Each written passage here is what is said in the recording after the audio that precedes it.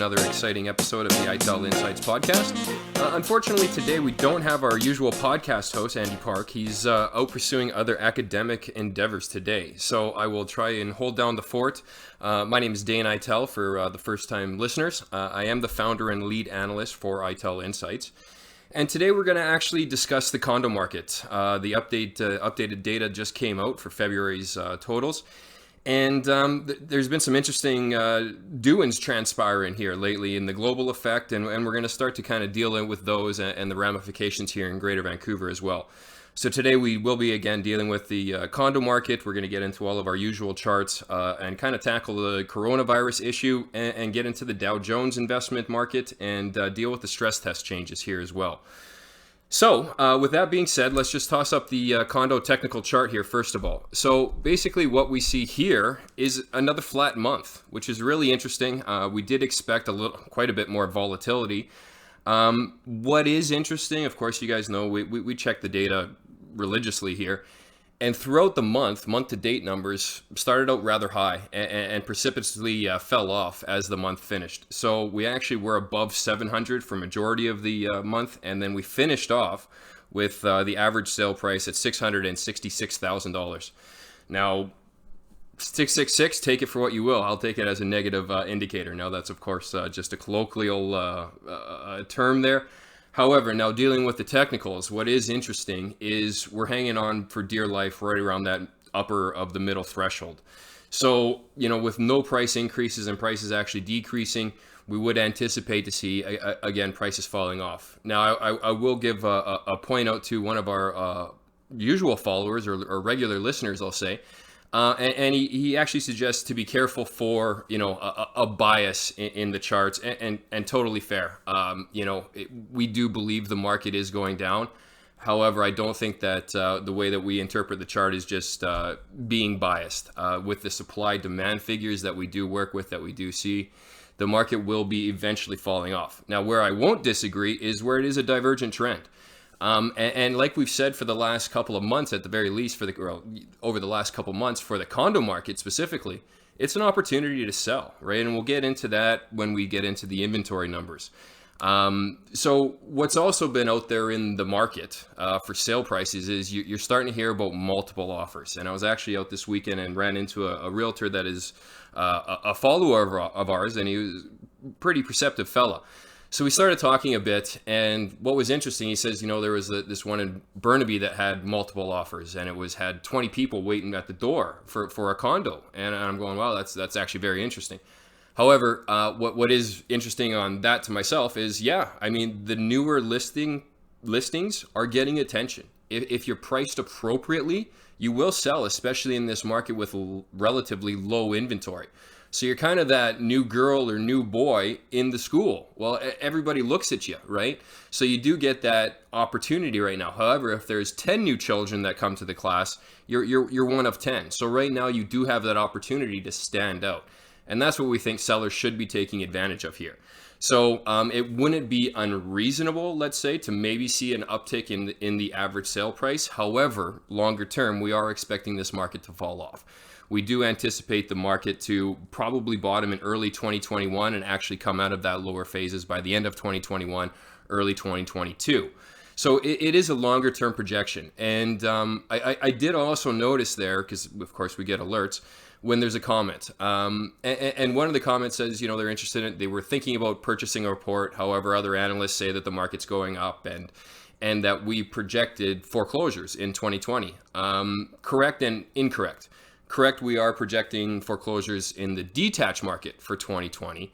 However, the condo market, it does lag. So we aren't going to probably anticipate seeing an onslaught of the condo foreclosures in 2020, but we are anticipating seeing the detached market begin in 2020. That being said, we're in February, right? Or just in March. So with the February data coming out, let's give us some time. We will definitely see that, in our opinion, before the end of the year. And truthfully, you are already starting to see that. There are some foreclosures. They're not in the numbers that they will be by the end of the year, the calendar year. However, it has begun unequivocally. And maybe that's why that comment disappeared. We're not too sure how that just vanished. But anyways, so we just wanted to kind of clarify that yes, there is a difference between the two independent markets. That's why we do different podcasts and make these charts available. Again, this is the overall market averages when we speak here. Of course, we offer the independent data for the Port Moody's, the Coquitlums, the St. Catharines, Ontarios, the Halifax, Nova Scotias, the Fort McMurray's, Albertas, right across Canada, again, with the exception of Quebec. And on that topic, actually, Andy and myself will be back probably later this month, if not in this month, early next month, to discuss the national update. The last time we did that, I believe, was in August. And we got some really interesting data to show you folks. So be sure to kind of watch for that. As Andy always says, get your alert notifications on and smash that subscribe button. So we'll just kind of move right along here. So again, the sales prices are at 666 and down 11% from the peak numbers in January of 2018 when sale prices were at 751,000. I would anticipate the market bottom here again being at 525. So what we see, what we're actually noticing here in the market, again, there is demand. We're not saying that demand has fallen off a cliff, even though it has with the sales numbers over the previous years. However, it will start to come back. So let's just toss the chart up here for the sales numbers, and basically what you see is a slight rebound from January's low numbers of 815 sales back up to 1,064, which very much mirrors where we were in December of 1,064 in February and 1,054 in December. So very close in that. One thing that you'll kind of notice is an oddity. You won't be hearing any touting by any boards or any analysts of a year-over-year number like they were in December, which is kind of cute, even though it's only 2 months difference. So that whole, wow, the market's in recovery phase, 88% up year-over-year. You won't hear any of that. They'll say, wow, market's up, we're getting multiple offers. Yeah, on the the one-offs, unique properties do sell, and here's what we'll get into why they're selling. So again, demand isn't gone in Greater Vancouver. However, the investment demand is definitely diminished, unequivocally, no question about it. So what we're finding is the sales that are taking place is the need-based sales. This will continue. There's an old adage that 30 to 40% of the market always has to move, whether it's a new job, a career change, a career promotion, a demotion, a family change, you got a baby, you're on your own. There's a lot of fundamental reasons why a market continually needs to buy and sell. However, with the stress test, you almost couldn't buy for a prolonged period of time. We're starting to see that mitigate. And now just kind of on that, let's deal with the stress test and what impact that will have. Really, it's nominal, folks. It's a great headline. Stress test is changing. The government's listening to the concerns of the public. Sounds fantastic. However, the real outcome of this is extremely nominal. And this will not change anybody into an investor. What this does is actually help out those folks already in that market, so that 30 to 40%. And basically it changed if you're qualified for, let's say, $380,000 before for a condo, you can get bumped up to $392,000. So does that make your impetus say, you know what, I'm buying 2 properties? Absolutely not. Does it give you back your full 20%? Not even close. It's really about a 3% difference. So it doesn't make your mind change of getting into the market. If your mind was already made up of getting into the market, this helps you finish on a closing. No doubt about it, it helps. It's a better issue than it was before. My stance is you should have left a private market alone. Now that you're in it, you've overstepped your boundaries and you're trying to backtrack, but you can't take the whole stress test away because then it looks like you made a mistake. So it's interesting what happens when governments try to intervene in private markets. So again, the need-based purchasing is going on in both markets. You're seeing some areas, and you'll notice in the board report, some pockets are doing better. Well, which pockets are those? I'll tell you which pockets those are. Those are the pockets that are down roughly 20%, between that 15 and 18%. And those pockets change from month to month. So when you see the old inventory, nobody wants it. And we're starting to see that uptick slightly, and that's why you're seeing some slight increase in the sales overall totals. So this will continue to permeate. However, you're going to see an onslaught of the inventory start to show up. This is what we've been speaking out for a while about. And so just before we do get into actually the inventory, I want to point out again here on the chart, and I'll actually just bring it back up here briefly. So basically, the trend is your friend, right? There's an old adage in the stock market, and that falling knife trend has been broken, right? So what's the next trend? Well, there's still an overall power of a downtrend going. That was basically instigated in that 2015, 2017 kind of peaks after that 2016 chaotic spell with the foreign buyers tax introduced and government changes and on, right? So that was a chaotic year, but we peaked again.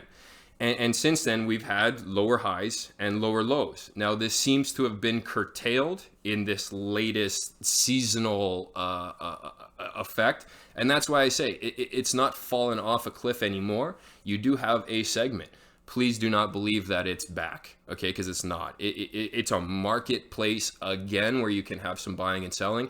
However, the shift is still very much coming towards there's going to be more need to sell than a need to buy, which implicates prices going lower. And that's what we're saying is going to happen. If the inventory doesn't show up here in the next near term, you could actually see some prices uptick for a while, like we said, and then eventually correct lower in the longer term. That would almost be a head fake. It's not uncommon for a divergent trend to basically have a false breakout. So, and then again, that was with the price chart. So what we kind of see here with this sales chart is almost a topping out here. Now we're going to wait till the summer months and the spring months and probably this year to confirm that. But right around 1,530 sales in any given month has shown up previously during 2015 and 17. And that's kind of a number that we're interested in this year to see if it breaks or it holds there. If it holds there, likely it will. That really indicates that we're in this sales range where it's need-based selling going on. And with this onslaught of inventory, which I'll just toss up here on your chart or on your screen, is going to be the indicator or the indicator that greatly changes, right? So currently the February numbers were at 3,700 listings, which is up from December of just over 3,000 listings. And it has actually confirmed the higher lows as well, which is a great indicator and will prolong this market in a much longer term. Unlike the upshot where the inventory really increased from 2017 basically till early 2019, we'll see this trend prolong itself very much like 2005 all the way until 2013 where it first started to test it again. And then of course we've seen the result after. So again, the trend is your friend, right? So what's going on here is that major downtrend has been broken.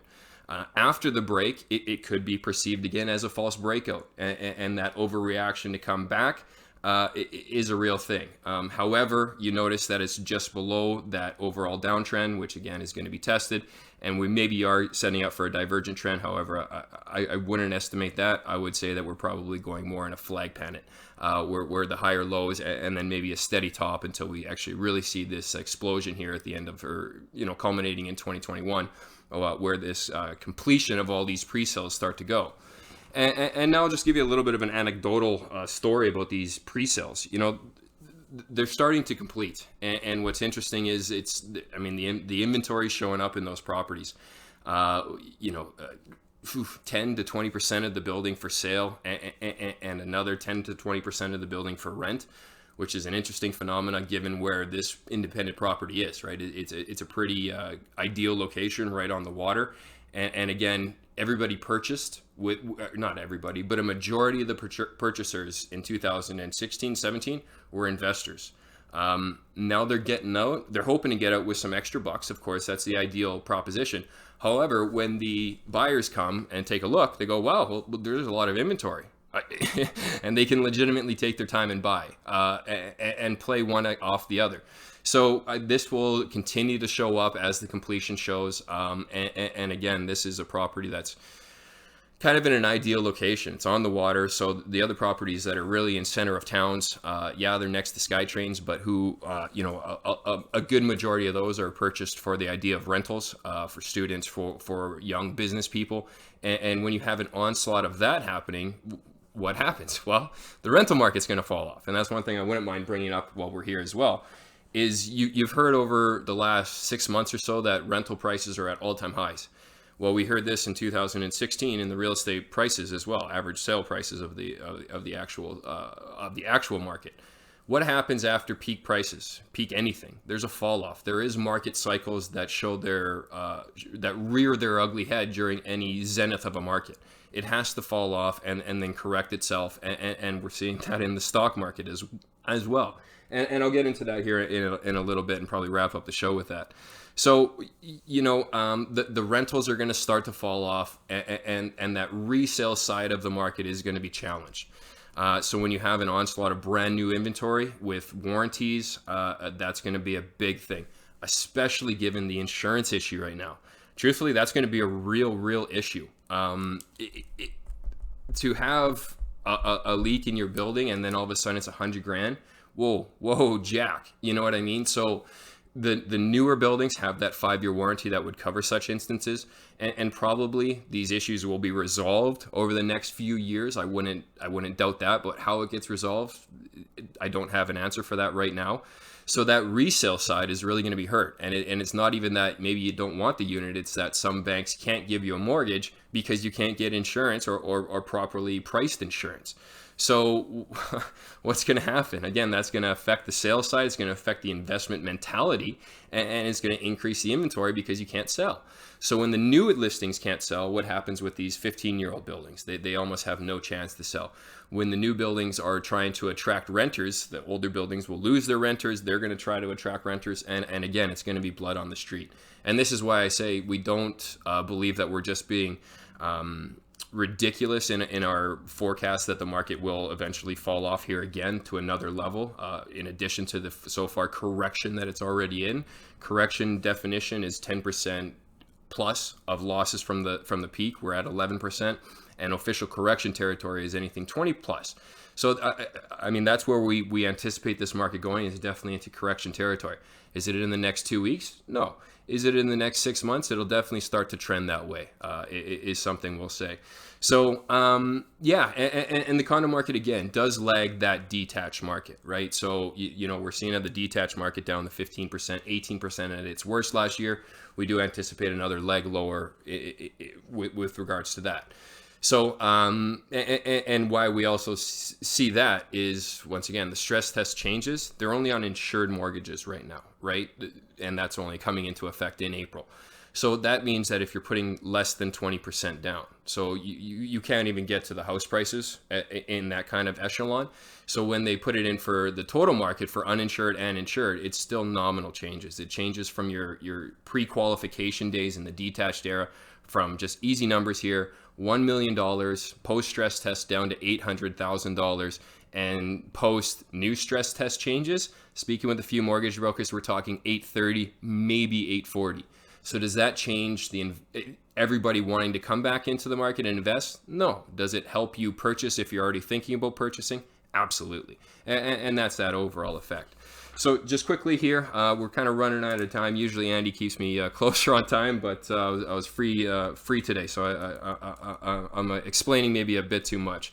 So we'll just quickly run through the days on market here, and basically to our call, we did see a significant drop off from January, where we said, with the new inventory, you'll see the days on market start to fall, because those will be the ones that are purchased, and the kind of older inventory, everyone's just going to ignore. So we saw the average days on market of sales change from 43 in January down to 31 in February. Totally stands to reason. This will probably continue to trend out. I don't know if we're going to go too much lower than 31, but I would anticipate very much lower than 43. And this, again, is why we say, if you're thinking about selling, take advantage of this low inventory, low days on market to achieve a sale, and reasonable sales, right? So you have a market that you can sell into. If you're reasonable in your price, you're going to be able to achieve it.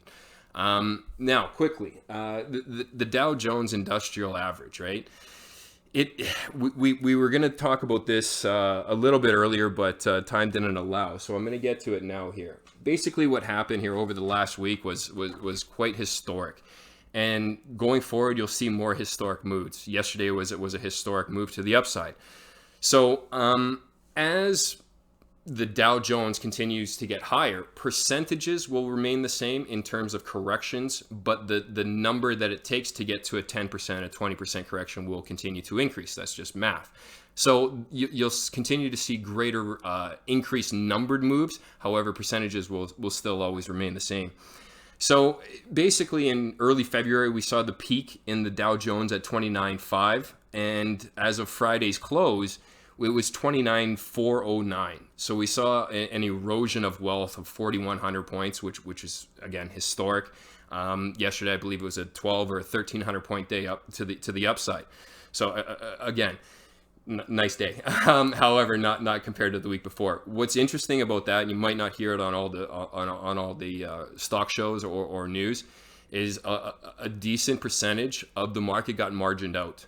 So what that means is you've lost so much money in the market that you had to put up more equity or more cash to keep your position in the market, or there was such a great loss that they actually just triggered an automatic sale and you were out of the market at, say, maybe a 3,000 point loss, and you didn't even get to recruit any of this 1,300 point gain from the other day. So there was some serious wealth that got lost from the overall world economy here. The TSX was no different last week. It actually got halted in trading. So that, coupled with real estate prices going down here over the previous years, where's the extra liquidity coming from? You look around Greater Vancouver, there's not that much construction going on. Yeah, there's more road construction, but that's nominal. That's just the normal city jobs. There's no increase in building really going on. The car sales are down. The restaurants are a little bit slower than they were in previous peak years. So the economic factors here in Greater Vancouver, and in an earlier podcast, a few of them ago, they said, is this a real estate driven recession? Well, it's very coupled with each other here in Greater Vancouver, right? In places like Saskatchewan or Winnipeg, the real estate prices continue actually just kind of progressively going higher at a slow clip. Where here in Greater Vancouver, you can really get wealthy in a short amount of time based on your real estate. So it is a very much part of that investment or your wealth vehicle in Greater Vancouver. And the overall wealth vehicle, it went almost from a Mercedes and we're trending lower, right? So, and maybe we finish at a Fiat. And that would be in total recession territory with everything being at the lows. That being said, we're getting closer to opportunity, folks. I know that it's fairly negative here, but that's the reality of what we see the market. Could there be a short-term lift here? Is there opportunity for selling? Absolutely. Is there opportunity for purchasing? We say heck no. Do not, for investment purchases, no way, shape, or form. Even for your immediate household, in some cases, in a majority of cases still, even in the condo market, it's better to rent and spend $20,000, $30,000 in rent and see these prices fall off another 100. You know what I mean? So, and then you can pick it up at the lows and see equity accrue all the way back up, and then you're fairly wealthy with equity.